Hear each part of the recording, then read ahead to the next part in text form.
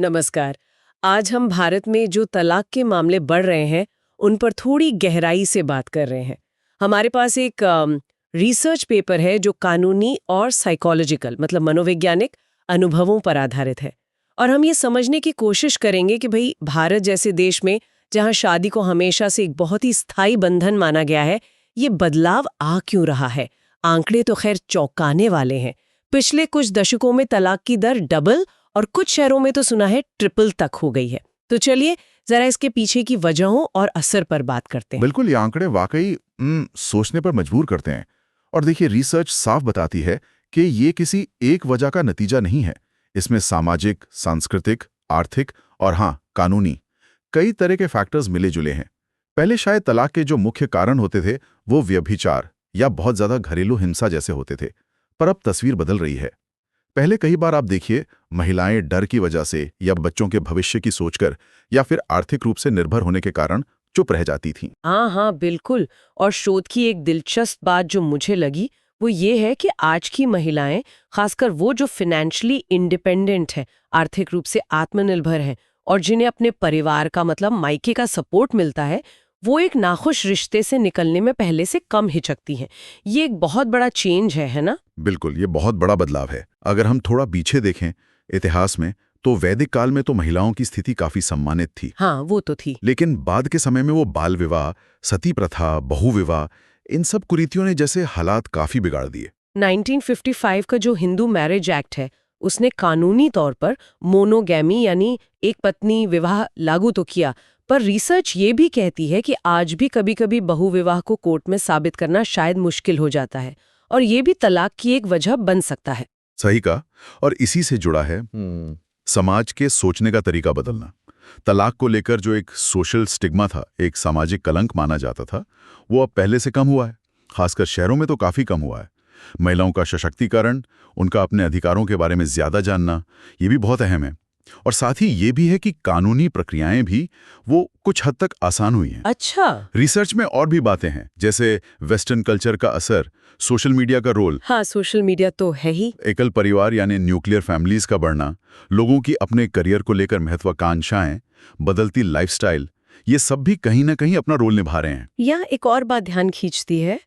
Research कहती है कि लव मैरिज में तलाक की दर जो पारंपरिक अरेंज्ड मैरिज होती है उसकी तुलना में ज्यादा है। क्या क्या रिसर्च इसकी कोई खास वजह बताती है? हाँ, देखिए, रिसर्च इस तरफ इशारा करती है। पूरी तरह दावा तो नहीं, पर इशारा करती है कि शायद इसकी एक वजह लव मैरिज में परिवार की भागीदारी या कहें हस्तक्षेप का कम होना हो सकता है। इससे होता यह है कि शुरुआती तालमेल बिठाने में या जब कोई मुश्किल दौर आता है, तो वो जो एक सपोर्ट सिस्टम होता है ना परिवार का, उसकी कमी महसूस होती है। ये एक पहलू है जिस पर शोधकर्ता ध्यान दिलाते हैं। ये तो हुई सामाजिक और कानूनी बातें, लेकिन इसका एक मनोवैज्ञानिक पहलू भी तो होगा। मतलब आजकल रिश्तों से लोगों की उम्मीदें भी तो बदल गई हैं। बिल्कुल बिल्कुल। शहरीकरण और मॉडर्निटी के साथ रिश्तों में आपसी सम्मान, बराबरी, इमोशनल फुलफिलमेंट, ऐसी उम्मीदें काफी बढ़ गई हैं। कई बार ऐसा भी होता है कि लोग अपनी व्यक्तिगत खुशी को, मतलब पर्सनल हैप्पीनेस को, जरूरत से ज्यादा प्राथमिकता देने लगते हैं, जो फिर टकराव की वजह बन जाता है। और इसका सबसे दुखद पहलू, जैसा आपने कहा, वो बच्चों पर पड़ने वाला असर है। हाँ। रिसर्च साफ बताती है कि माँ बाप के तलाक का बच्चों पर साइकोलॉजिकली, उनके व्यवहार पर और यहाँ तक कि उनकी पढ़ाई लिखाई पर भी नेगेटिव असर पड़ सकता है। उन्हें अक्सर इस अलगाव की कीमत चुकानी पड़ती है। जाहिर है।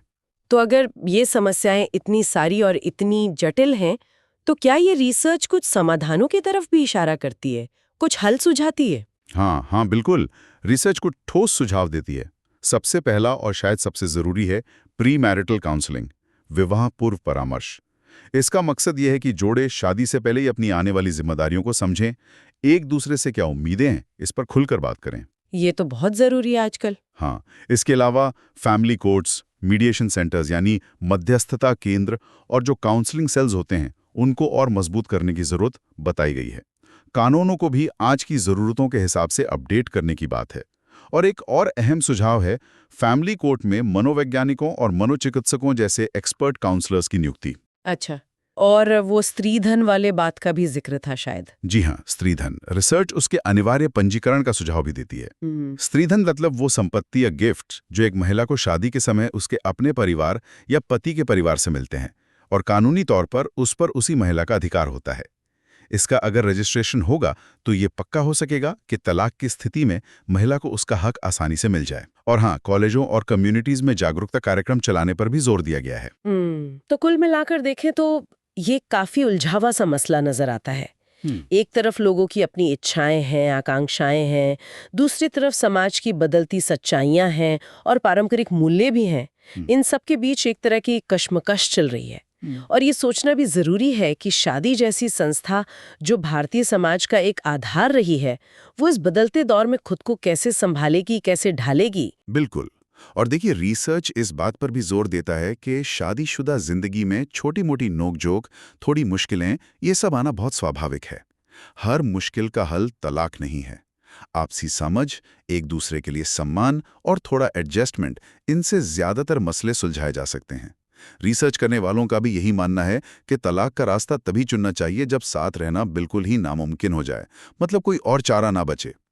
आखिर में शायद सबसे बड़ा सवाल यही है कि हम व्यक्तिगत खुशी और पारिवारिक स्थिरता, इन दोनों के बीच एक सही संतुलन कैसे बना सकते हैं, खासकर तब जब बच्चों का भविष्य भी इससे जुड़ा हो। ये एक बड़ा सवाल है सोचने के लिए। If you enjoy the video, don't forget to like, share it with your friends, and subscribe for more awesome content.